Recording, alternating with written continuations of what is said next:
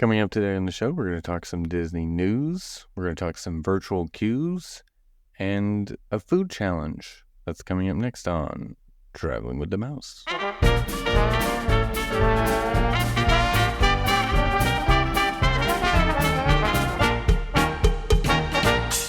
Welcome, everyone, to episode 452 of Traveling with the Mouse. I'm your host this week. My name is Adam, and I am joined by John. None of us first in line until the little hairball was born. Scar. One of my all-time favorite villains. Also because he uses the line, "I'm surrounded by idiots." Jeremy Irons. Yes. Good voice. Spaceship Earth. Jeremy Irons has a very appealing voice, we'll say. He was your favorite Spaceship Earth narrator, right? Yes. It's hard to remember anything other than Judi Dench at this point, but... Well, I mean, if you can just, like, the way his voice is, like, good for storytelling, I guess, is the way to put it. Like, he could like, read a novel, and it would make it more enjoyable. He was one of those type voices. Like James Earl Jones, if you read a novel or something to you. Or Eric Braw. They actually had quite a few, I guess, British voices sounding. Well, actually, James Earl Jones isn't British. They did use quite a few British ones, I want to say, in Lion King, the original one, right? Jeremy Irons is Irish. Mm-hmm. He is overall. And of course, Rowan Atkinson. Right. Mr. Bean Was, oh dang, why can't I think of his name? Zazu, that's it. Zazu. Yeah. I bring that up partially because we actually watched it. The girls watched the original Lion King for the first time just the other day. What do they think?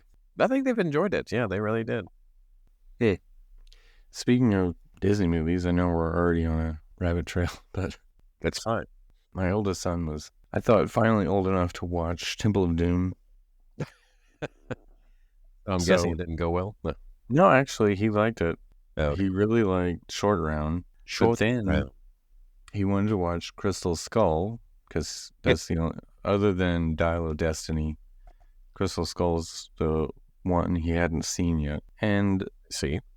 he liked Crystal Skull better overall than Temple of Doom. Okay, that's just sad. I knew you were going to say that. But honestly, I'm having like a bit of a prequel thing happen where the Star Wars prequels actually are better with age, especially after watching the Disney ones. So after watching Dial of Destiny, I kind of like Crystal Skull a little better now. No, Crystal Skull is still the worst one. Really? Yes. I don't think it's worse than Dial of Destiny. No, I thought Dial of Destiny was good. You're one of a few, because I have no desire to watch Dial of Destiny again. Speaking of, this is not Disney related, but speaking of movies related to 80s movies, Mm-hmm. for the first time, I watched Ghostbusters Afterlife the other night, and I thought it was really good. So, Okay, that's the new one? well, they actually have another one that's out this year, Frozen Empire. Right, but that was the newest far. Yeah, that was basically like another sequel, I guess, several years later. Okay. Okay. They open it up with someone that's supposed to be Egon, and then they basically kill Egon off because, well, obviously Harold Ramis is no longer with us, so Right. So they kind of incorporated his death into the story, so to speak. Yeah. It was complete with CGI ghost Egon. Oh. But it was right. It was quite good, I thought. Okay. A lot of people might say it was a little too heavy on the throwbacks to the original movie, but I thought it worked well with the way they did it. So, all right. What seems to be lately our random movie reviews, like mini movie review that we do on the show without actually advertising it. Yeah. Well, here's a tie-in to a news story. Okay. No, not since we were talking about movies. So we were watching Crystal Skull, and they were on, one of those pyramid-looking. Well, I guess it was a pyramid. Pyramid-looking pyramid. Yeah, they were on a pyramid, and they were running down the steps, at one point, and my son was like, "Hey, that's the concept art for the new, Animal Kingdom, like the Indiana Jones area. Are they like making it Crystal Skull?" And when you look at the concept art, it's not. It has a similarity. So I'm like, are they making dinosaur into a Crystal Skull themed. Have they not asked to be crapped on enough? Okay, so minus the weird chase scene and the refrigerator thing. But here's the other thing. I was arguing the same argument with Jason because he didn't. I was defending Crystal Skull to some degree. You'll defend Crystal Skull now, but you'll say Dial of Destiny is crap. Yeah, so far, yeah. Okay. Dial of Destiny was like 45 minutes too long, for one. And like everybody dies. Like it just people get murdered right in front of Indy all day. Like the whole movie is like not very. So anyway. It's Temple. Right. But speaking of Temple of Doom, like we're willing to have no problem with the Indiana Jones drinking blood and turning into like a zombie. Okay. For a while. But we can't go there with him surviving in a refrigerator or aliens exist thing, even though it's not the same.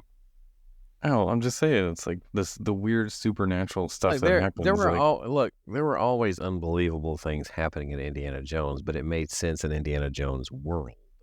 The aliens didn't. Well, the aliens fit the motif that George Lucas was going for, which was the 50s sci-fi type thing. It didn't fit anything they did in any of the previous movies because they were all revolving around religious artifacts of some kind or another.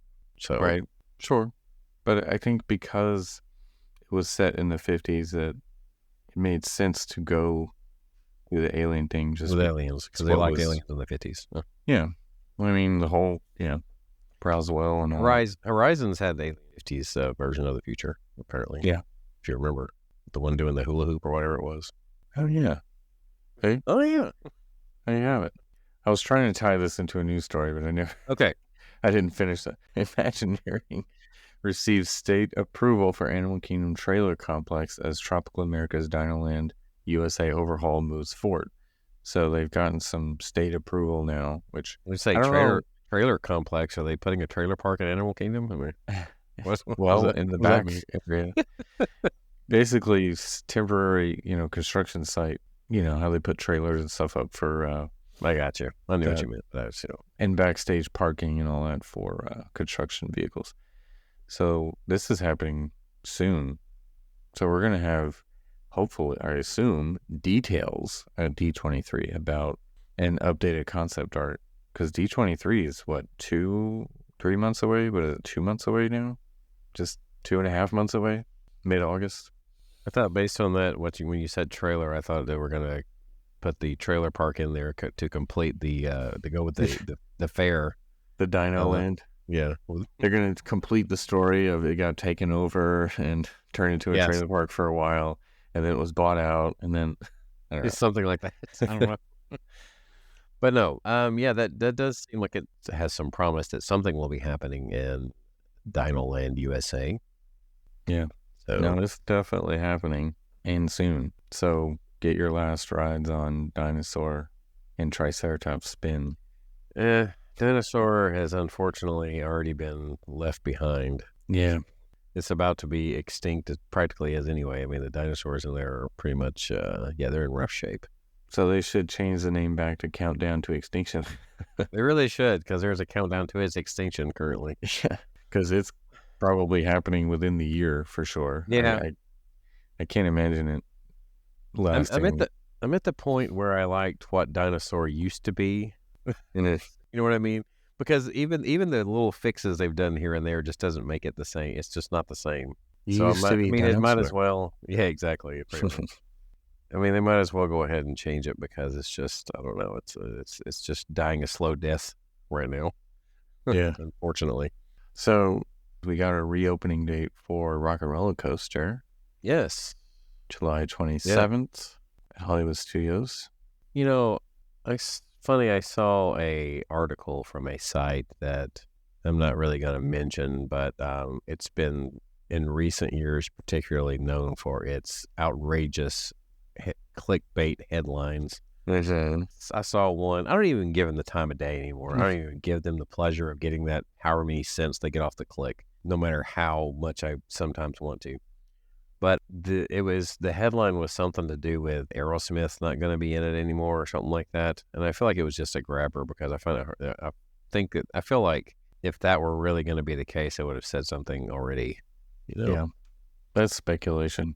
Because I think if you go in the courtyard, they haven't taken a sign down or anything that says Aerosmith on it. So there's no indication that that's happening. It's really weird, though, because, I mean, the ride's been there 25 years this year. This July, as a matter of fact. Right. I guess that's why they're trying to get it open sometime in July.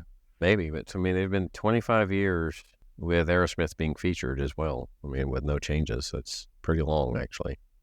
Yeah, that is a long time. So it was closed last year from February to May, and then this year, January something, forgot the date, to what is going to be July 27th. Yeah. Assuming that is actually what it's going to end up being.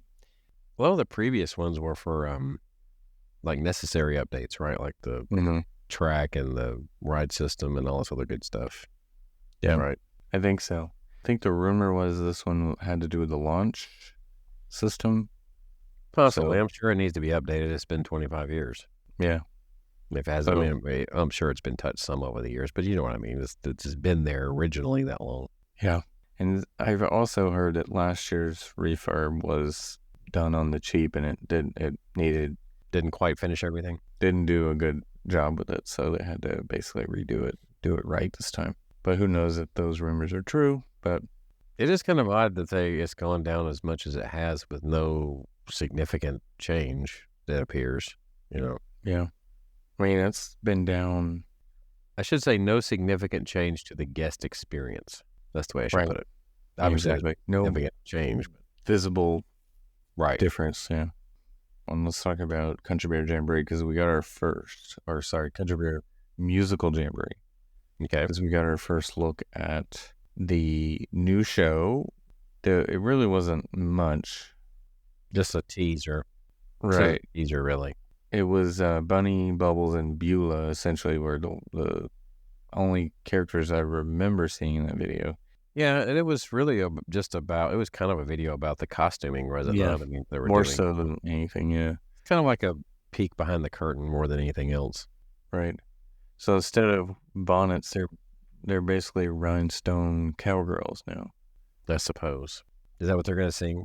So they're going to make they're going to because their version rhinestone cowgirl. Right. Maybe. But I mean, they took some real songs like they used to, and then it would change the word, right? To make them bearish, right? It could be, but I couldn't tell if the animatronics looked super updated though either. I was trying to see, did they look like they were brand new? It's probably hard to tell because they've probably already done a little bit of updating with some, made them a little more fluid over the years at times. I do know that the last day of operation, they had at least one stage, we'll say, that must have lost power or something because both the Henry and the Liver Lips animatronic did nothing. Like they just stood there. So yeah, the last performance, they basically just died. Whatever you want to call it. Well, it seemed like it had to do with that mechanism for that, because it didn't matter which animatronic. Like it's like that stage lost power basically because both no matter which side they flipped to, it didn't work. Whether it was Liver Lips or Henry. Yeah. Yeah, they couldn't get it back up either. Yeah. Unfortunately. So that doesn't tell us a whole lot about the show, but well, it's supposed to be before the summer's out, right? They haven't given a date to that. Yeah. Still no official date on that, but they're definitely doing stuff. What is the true last day of summer? That's a good question for Disney. Right. What do they consider summer?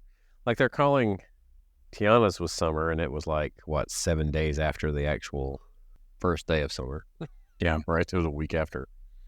I mean, the official first day of summer. Memorial Day is basically summer, and then well, that's when most places, especially the places that normally have cooler weather, they usually go from Memorial Day to Labor Day. Yeah, is how they operate for summer. So, yeah, exactly. Okay, let's see. There was a couple other stories I saw were interesting. Okay, I know this one you you sent us was I did. Iger's statement about the future of Disney parks is IP, not original stories. Let's see. Doubling down. Here's the quote. I looked at the return on investment capital in our parks and resorts unit over, my tenure really, and it was extraordinary. I asked how much we were planning to invest over the next decade, and I realized that if we believe we're going to basically turn things around from a free cash flow generation perspective, which we've done and we're doing, then we have an opportunity to invest. Why not invest in the business that has the highest returns? Well, that's at least a positive. Where's the part where he says... What has the highest returns? If you analyze carefully how we achieve those returns on investment in the parks, it was all about the IP. So for quite a long time, new attractions and lands and parks were based on essentially either very old IP or no IP. Just an attraction. I assume he's talking things like Animal Kingdom. Okay, first of all, There. you can't say that it's related to IP because you don't have anything to compare it to. You didn't put anything else up against it that was non-IP, so you really have nothing to compare it to. Right, exactly. Because it says, starting really with Cars Land and Toy Story, a few others. I can't remember all the specifics. We decided that almost all our investment in the parks in terms of attractions and lands would be using that IP. And it's very, very clear what that delivered. The best thing about Cars Land is the attention to detail that whoever was responsible did. It was very well done. Then you have a ride like Radiator Springs Racers, which is kind of like taking Test Track to the next step, right? Yeah. Where it was side by side. And, it was, most of that has to do with technology more so than the fact that they use cars. I mean, It was neat to see cars, especially the animatronics that they did with the cars in there. That was all good. Impressive. But I don't think that, I think he's really selling the technology short as that being the driving force. And I think there is something to be said from telling an original story with a theme park, right? I mean, it worked for a number of years, and I don't see why they can't do it again. At least give it a shot. I challenge you. You give me one attraction that you just come up with on your own and say this is going to open and see how well that does. You'll probably find out that it does just as well as the other stuff you're talking about. So, yeah. I think the only thing they might do that's not IP, hopefully, is updating Spaceship Earth and Test Track. Wouldn't have IP in there. Doesn't seem like it. Are you going to tell me something overseas like Mystic Manor is a failure? No, definitely not. No, it's not. Is that an IP? Absolutely not. So no. Anyway, I'm sorry. What was the last thing you said? I was saying like Test Track doesn't look like the update to Test Track is going to be IP related. Except for the throwbacks to World of Motion that we know of. Yeah, well, that's very old IP, right? That he said. It is their intellectual property. I don't think anyone else owns World of Motion. I would be shocked if Spaceship Earth incorporated IP somehow. I don't see how that would work. I would hope not. Yeah, that would make it terrible if that happened. So Epcot has too much as it is. It's not what it was. No, never mind. I'm not going to go there anymore. That'd be a whole show there. Yes. Yeah, I think it should be a mixture of both because definitely some of the IP stuff they've done is great, but I don't know that that's all you should do. Yeah, I see you're wearing Epcot tonight. Classic. Exactly. Yeah. But yeah, this new land, the South America or Central Americas, what was it? What are they calling it? The land at Animal Kingdom that we were just talking about. So whatever excuse they can come up with to fit in Encanto and make it still actually fit. And then Indiana Jones as well somehow. Which, he visits Central America a lot in his films. Which Right. Crystal Skull. I mean, that would be weird that would be one they would pick, but I guess anything can happen. Here's well, I know I'm going back now, but he's talking about doubling down, I guess, on IP, right? Yeah. What latest IP was so successful that you would say that that's what we need to go with? Obviously, Encanto. Yeah, Encanto was big. But what else? Elemental there could be an argument made for Elemental. Yeah, I guess we'll see Inside Out 2 if it's a big hit. Well, I could see about that one. I don't really know how well it's doing, but I enjoyed Wish way more than I originally thought I would. So it was one of those that just didn't garner a lot of hype.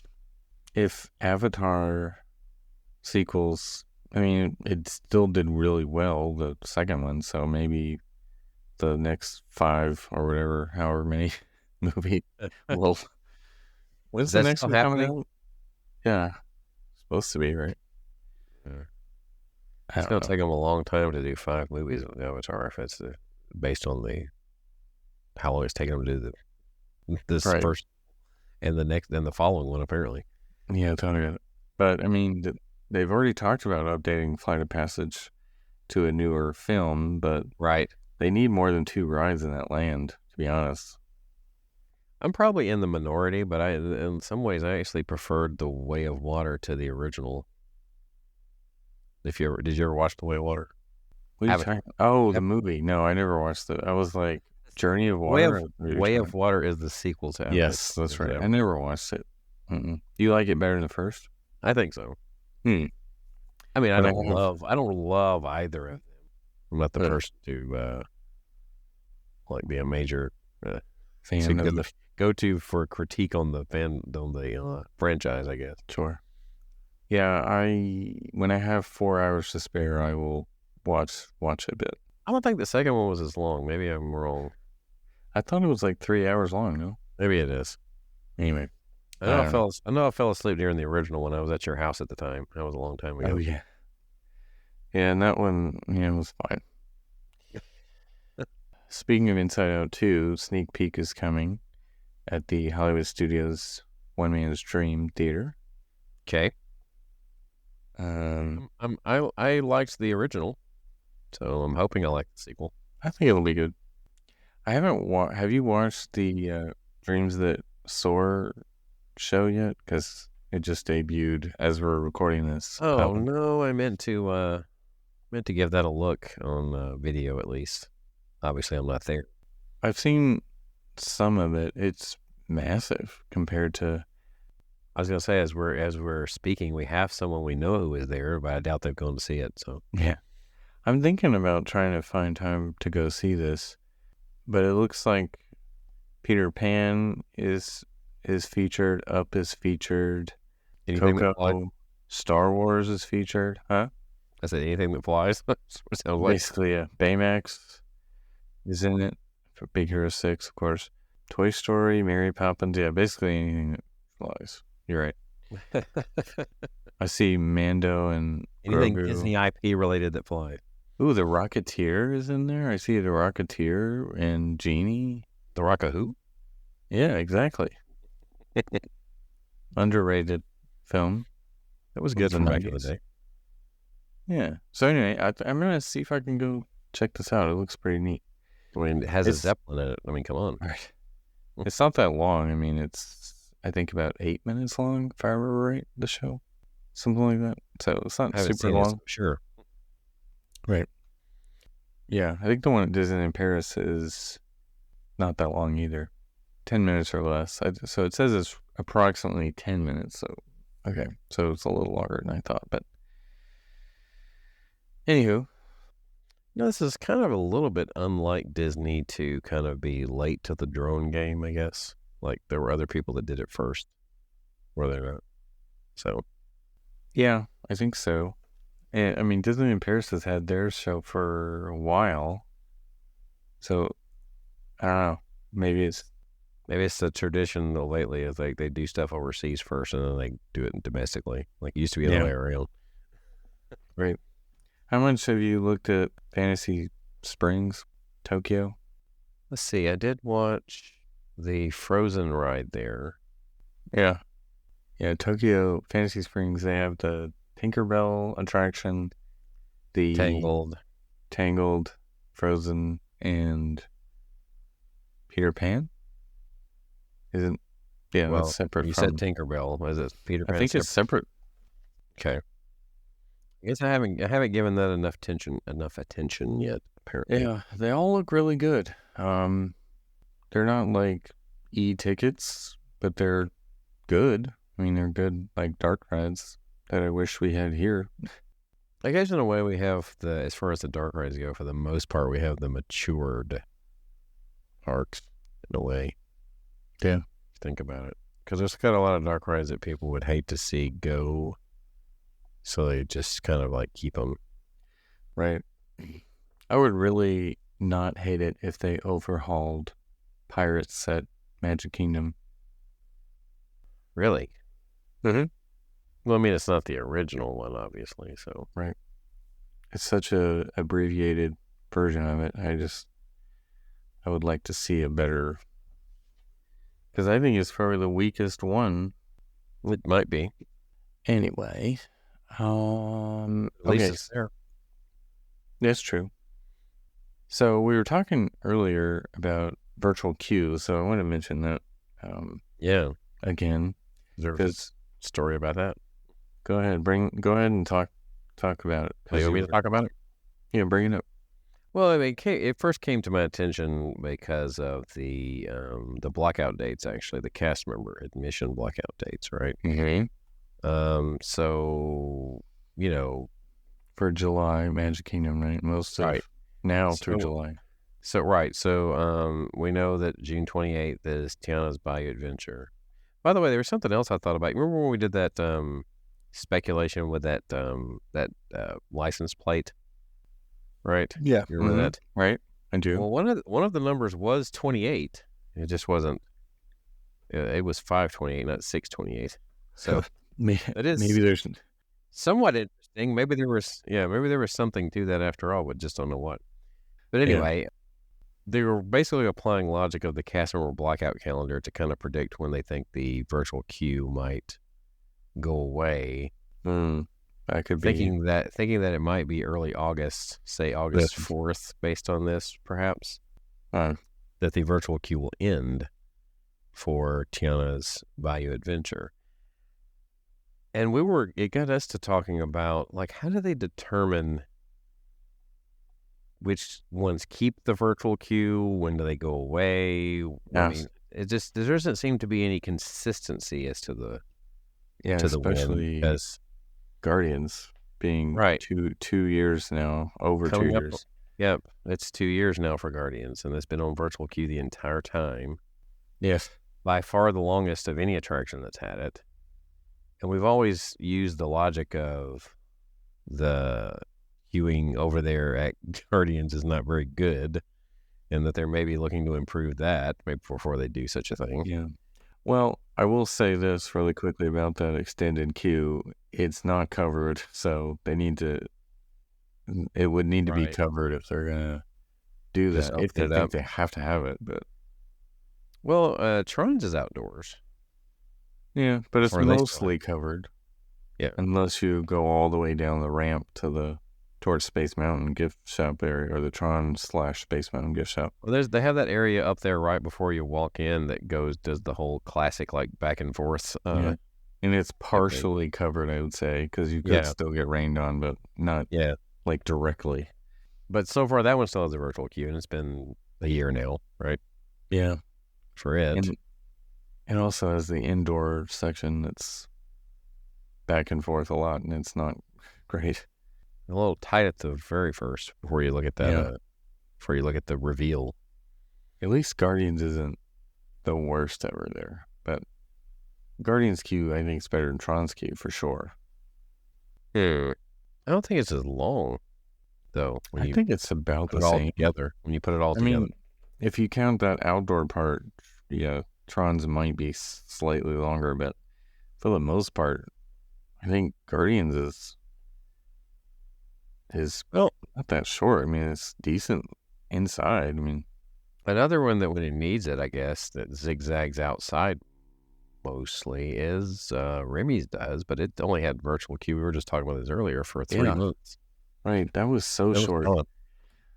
And the ride broke down a lot in the beginning. And it kind of still does. But I think some of it might have to do with the comparison being the popularity. Like, it's still popular, don't get me wrong. It still has a little bit of a longer line, but I don't think they saw virtual queue like being sucked up as quickly as, say, they did with Rise or with Guardians even. Right. It can't be a reliability thing because Rise probably would still be on virtual queue. Right, that's the other thing. Can't be the reliability part because Rise is like consistently most unreliable ride. Yeah. In all of Walt Disney World, if not the entire of the world. Right. What was the stat you said? It broke down like 525 times in 365 days or something. There was a stat. It was basically saying the ride that broke down the most in 2022. That was a stat we had. We didn't have a 2023, I guess, at this point in time. But it closed over 580 times over the course of 302 days. Jeez. Almost closed down as many times as it was days, as it had, almost twice as many times as it had days. Yeah. That we're talking about. So, I mean, there were times where you knew it would break down mid-morning, and that was like a good hour, 45 minutes to an hour. And then sometime in the afternoon, it would go down again. You just knew, like, it seemed like it was consistently on point breaking down at some point. Like, so if you were going to road drop it, get in early, or else it's going to break down while you're in line. And, after that, it's going to break down again at some point. I could be wrong, but I don't think I've ever had it break down while waiting for it. Oh, I have. I don't think I have so far. I think it was still... Odds are it'll happen at some point, but... I was trying to think, was I in the lightning lane queue when it broke down once? I don't think so. I think it was still prior. It was virtual queue. So anyway, going back to this right quick. So if that's the case, it opens to the 28th. If that's the case, that it's sometime early August. That would be the shortest. That'd be the shortest one ever, if that's the case. But Disney even said in that press release that in the initial days, it didn't say like months. It just said weeks. It said days. The initial days. See, there's a couple of things here in which Tiana's has been a bit of an anomaly anyway. It's been a long time since they did a retheme. Yeah, essentially. Frozen was Frozen the last one. Yes, that's what we believe was the last one anyway. That's the earliest one the last one we could think of. Yeah, and we were even speculating as to whether or not Tiana's would even have a preview, just because of the fact that Frozen did not have they did not have a pass holder preview, right? So we were speculating as to whether or not Tiana's would even have one. And then, of course, they ended up announcing it, but it was only like 1 week's worth, so it was kind of like the shortest one we've seen out of having them, is it not? So, yeah, you had a very small window for a preview. So, but anyway, the other thing too with this is the queuing options for Splash. I mean, it was very plentiful. It had a very long queue, so I don't think that will ever be a problem with Tiana's. The ride system is relatively reliable, and that's not changing, so I don't think they're going to have an issue there. Yeah. I can't recall Splash breaking down a ton. Right. The only thing that broke down in Splash a ton was... the animatronics. The animatronic, the Brer Rabbit. Yeah. There was a few others, I think, occasionally break down. Right. I remember looking back at one of the early videos we did of Splash, and that section right there where Brer Bear is hung up in the tree, right? And he's on that rope. On the rope, Like, there's a lot more, like, it's a lot busier right there. Like, he's bouncing up and down a lot faster, or you know what I mean? And Brer Fox is actually way more animated than he became. Like, they all became a little slower and stiffer over the years, it seems. So, right. Probably the, like, build up. I wonder if the moisture and all that buildup Could be. happens over time. Carbon buildup. I don't know what Yeah, you if you call go back and look at one of the early videos that's out there of that attraction compared to what it was at the end, like how fluid they were in the early days compared to what they ended up. Like, it. it's just hard to notice because it's like a slow decay over time, so it becomes hard to notice when you're going on it. But if you start comparing it back to the early days of it, you're like, wow, this Their was joints are frozen. yeah. It's like they're moving slow compared to what they once did. So yeah. So virtual queue, we don't think it'll be long. It makes sense that it wouldn't be too long. Yeah, I mean, I feel like there's a very good possibility it may not last the entire summer. Yeah, probably not. But I guess it also depends on attendance. If the crowds are fairly low in late July, early August. It's quite possible that they may have played it by ear when it came to Remy's, for instance. Like, it was starting the 50th. They utilized it during the holidays, and then they pretty much took it away after the marathon weekend in January. So they basically only had it there to help them get through the busy season before they decided to take it away. So kind of makes you wonder. But Rise, if you talk about overall number of days that it was on, because there was a time period there that all of Disney World was closed, it was less than a year that it was actually in use. Was it not? Because it's hard to remember that just because of COVID and the closure and all that. Well, maybe I'm wrong because, it was operating. Okay, so it was more than a year. But it was definitely not 2 years like Guardians. Yeah. And that's the weird thing, because it, like I said earlier, it can't be about the number of boarding groups. Because I'm thinking most people who have been to Disney ride Guardians. Like, it's not hard to get virtual queue and get in. Or, of course, you can buy the Lightning Lane, too. So it's like, I don't think it's that. I don't think it's hard to get. I don't think a lot of people are missing out on Guardians. So there's another reason. It's got to be. I don't think any of the virtual queues have been as hard to get as Rise initially was. Yeah. It was the hardest one. And I think Rise was the reason that they started splitting it into two opportunities, like 7 a.m. and 1 p.m. Did they not do that from the get-go? No. It was initially 7 a.m. and that's it. I remember that. Okay. And sometime in 21, they had two. No, okay, now it sounds vaguely familiar. Maybe was it at the beginning because of the reliability that particular day maybe of Rise? They decided they might could fit a few more boarding groups in, and so they opened an afternoon queue maybe at that point. I don't know. Maybe that was the main reason. So for Guardians, for example, I was looking at the stats.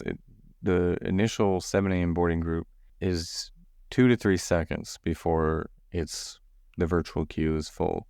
But the afternoon, it says the length of the boarding group drop is typically 1 to 5 minutes on a busy day. On a below average day, it could be up to an hour or more. What? And which is still available? It's still available after 1 p.m. Huh. Yeah. But the fact that you have 1 to 5 minutes to get in a virtual queue spot at 1 p.m. means that it's not hard to get. I wish they would drop the whole you have to be in the park, though, for 1 p.m. Yeah, and that's probably the main reason why it's easier to get that one. Yeah. That's possibly. But if I were just sitting in the hotel, yeah, that's probably it. You're right. If I were just sitting in the hotel or something like that and I wanted to do the afternoon, I would totally wait till 1. Yeah. Although now I'm trying to think, do you have to be anymore? I thought it was always a rule for any of them. I thought it was initially, but now, yeah, questioning everything. Yes, because everything changes so quickly sometimes. Yeah. There was another interesting stat I was looking at. It was the average time of when, and this is recent, this is like the last month, the average time of when your boarding group number is called. So if you're in the top 20 by 8:30 a.m., your group is usually called. I was seeing something in a thread not too long ago about, I think someone actually asked the question like they have group 46 and they were trying to gather about what time Right. their group would be called. Just about everybody said around lunchtime. Yeah. According to this, anything in the 40s would be between 11 and 11:30 typically is the average. But to get For group 46? somewhere in the 40s to 50, yeah. Okay. And then if you had group 100, it's typically, for Guardians anyway, around 3:30 to 4 p.m. Group 150 is somewhere around 8 to 8:30 p.m. The most boarding groups ever called in a day for Guardians was 197, and the lowest was 154. So that's not bad. That's a lot of groups per day. So maybe the reason why the virtual queues seem to be a little easier to get is because people are purposefully trying to get a later boarding group, so they're kind of like being a little hesitant, but they don't want to be too hesitant because they're afraid they might miss it entirely. Yeah. So it's kind of like trying to find that sweet spot of hesitancy, so to speak. It's like, I want to purposely get group 100. I know people do that with Tron particularly because Magic Kingdom is the hardest to get to early. And so if you get an early group, and initially they were turning people away if you showed up late, but now I think it's more lenient than it was. You have at least probably an hour after your expiration, maybe longer now. I think they're not as strict, but I was looking at Trons and it's pretty similar to Guardians. So if you get, group 1 through 20, you're going to be called right away before 8:30 a.m. most days. Again, the hours of the park vary, so the average can be skewed a little bit, but 8:30 a.m. is usually between 8:30 and 9 if your group's 1 through 20. If your group 40 to 50, it's going to be 11:30 to noon. Group 75 would be like 2 to 2:30. Group 100 would be 4 to 4:30 p.m. and so on. Tron and Guardians are actually very similar in their the average is about 181 groups a day for Tron, where it's 178 for Guardians. I mean, they're pretty similar. I don't know too many people who haven't gotten on Tron either. Right. So it's like, it's not like Rise was, where you just, even if you got a boarding group, you weren't guaranteed to get on. And I guess now it's still the case. If you're like group 180, you may not get in, but yeah, it's not hard to get a group. So I don't know. Isn't this going to be the first time when Tiana's open? Isn't this going to be the first time that there's been 2 virtual queues in the same park? I think it is. Simultaneously, that is.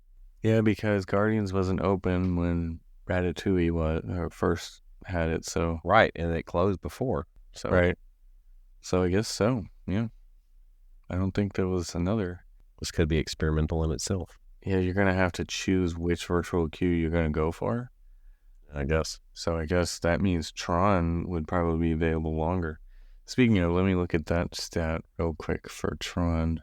While you're looking for that, you made me think of something when you said about the hardest to get to when you're talking about Magic Kingdom. Yeah.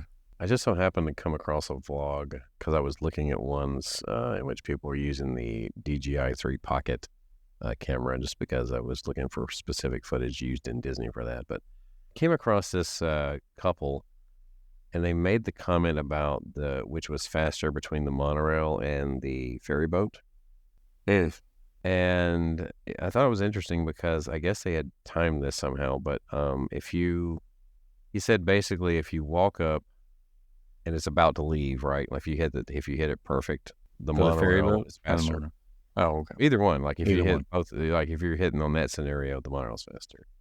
But he says if you're just talking about like your average, like just walking up, depending on what you're gonna have to wait, they're about the same. That's what he said. So express monorail? Yes. You wouldn't think so. He said the monorail's faster if you're just jumping on it at the same time.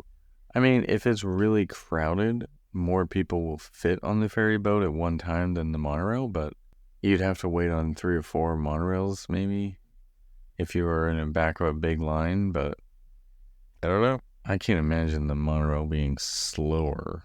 overall. Well, like he said if you're jumping, that scenario, if we you just jump said the right monorail's faster. But he's just Sure. talking about like your average wait time that you're going to have to wait forever, though. And they're going to end Yeah. up being close to the same thing. I could see that. I mean, if you, Yeah. because usually by the time one ferry boat leaves, the next one's coming back in. Right. So you don't have too much time. I think the wait time between ferry boats is probably less than there is between monorails. Maybe. Yeah, I think so. But the load time in a ferry boat is definitely a little longer. Yeah. But then again, the monorail, doesn't hold as many people at one time. So you've got that whole, can you fit on, how many people can you get in there? And then you got to let it depart and then wait for the next one to come through. So, but of course, the absolute fastest way is the Contemporary. Yeah, if you can get there these days, a little tougher. Well, you just stay there, right? That's how it's supposed to work. Or if you are staying at Grand Floridian and you could walk there too, but it's a longer walk. Right. Actually, I should look that up real quick. From the Grand Floridian, what do you call it? Where the path starts, I should say, to the entrance of Magic Kingdom, it is 0.6 miles, so over half a mile walk. And from the Contemporary, from the bus, it's like probably less than a quarter of a mile, or right at a quarter of a mile. It's less than half a mile for sure. Yeah. Even from the bus stop at the Contemporary, it's less than half a mile. So it's not as bad as. It's longer than it looks though. Really quick. So Tron boarding group, 2 to 3 seconds at 7 a.m. Usually before the first one is gone. But the 1 p.m. it says on a busy day, a minute, less than a minute. So it's still much more available than the 7 a.m. On a lighter day, it can be an hour or more, similar to Guardians. So, I don't know. So we're going to do a countdown next time I do it. I'm going to be wait 10 seconds after and see what happens. Okay. I'm going to say, I guarantee you for the June 28th when the Tron queue is probably going to be heavily affected. Yeah. Because I imagine you can't hold 2 boarding. Well, you probably could. You probably could, but people are going to go for the Tiana one first. Right. So if you're able to get Tiana's and then jump over and grab Tron's, Tron will be available longer than 3 seconds, most likely. That's just an interesting scenario since you can basically, before you wouldn't have had the option to go do both, I don't think, right? Or for the longest time, you wouldn't have had the option because you had to have a park reservation. Right, there were 2 parks and you could only have a reservation of 1, so, Right. It wouldn't let you do the 7 a.m. So the scenarios never come up, really, until now. Right. So we'll see how they handle it. It'll be interesting to know. The last thing I wanted to mention was this pass holder foodie challenge that I got a notification on the Disney app. Oh, the pass holder thing, too, on the 28th through June something, there's going to be extra, so it's going to be 20% off select dining, which is pretty decent amount. Yeah. And then there's a few other things, which will just be the tail end of my upcoming trip. So I'm planning, I've already got a garden grill booked because that's one of the ones I get 20% off. Mm-hmm. So, which when you think about it, that basically just covers the gratuity. But anyway. Unless you don't tip. Yeah, well, to wrap up this episode, they list out they call it the Pass Holder Foodie Challenge, but it's just items that it's kind of, I guess it's a challenge of can you try all these signature items at different restaurants? I don't know if it's necessarily all signature, but there's certain ones, and I've tried a lot of these. There's a few I haven't, obviously. But things like Mickey waffles at Chef Mickey's, that's one of them. That's a challenge. That's what it says, Mickey. Well, it's not but it's I don't know if it's have you tried these or not? The grapefruit cake at Brown Derby. Nope. Have you? Yeah, that's good. There's also a grapefruit martini that I like at Brown Derby Lounge. The noodles at Ohana. Okay. Which are really good. tried those. Shrimp and grits at Tiffin's. I've not had that one yet. Not at Tiffin's. Cobb salad at Brown Derby, which is amazing. That's awesome. I usually get it with chicken. I had it. The bread service at Sanaa, which, everyone talks about that. Uh-huh. The Ooey Gooey toffee cake at Liberty Tree Tavern. I have had that as well. Yep, I have too. Aunt Liz's fried chicken at 50's Prime Time. I've had that. The kitchen sink sundae at Beaches and Cream. I have not had that. I thought we didn't try the. Mm-mm. We didn't get it. Okay. What time that we went there, I had the most of the when I got the same thing I usually get when I get there. It's the No Way Jose. Oh, okay. I kind of swear I guess not.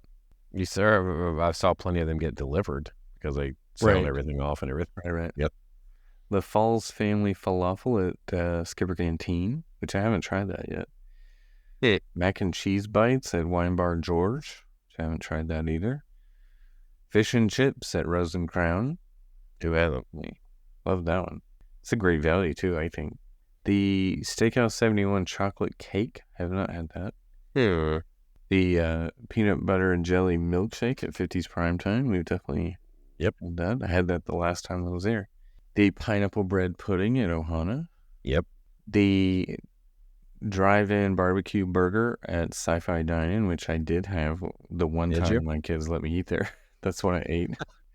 Didn't know that was their signature, but it was good. Okay. The poutine at Le Cellier. I think I had that at... Poutine at Le Cellier? Mm-hmm. That's their signature? Well, I that's what the challenge. Oh, I was about to say, I was like, I wouldn't have picked that as their signature. I thought it'd be like the cheddar cheese supers. I feel like I had that at like Food and Wine or something. I've had poutine at the Wonka, but not at the restaurant. New England clam chowder at Coral Reef. Did you try the clam chowder? Actually, yes, I have, because that was an appetizer, right? So, yeah, I've had. Okay.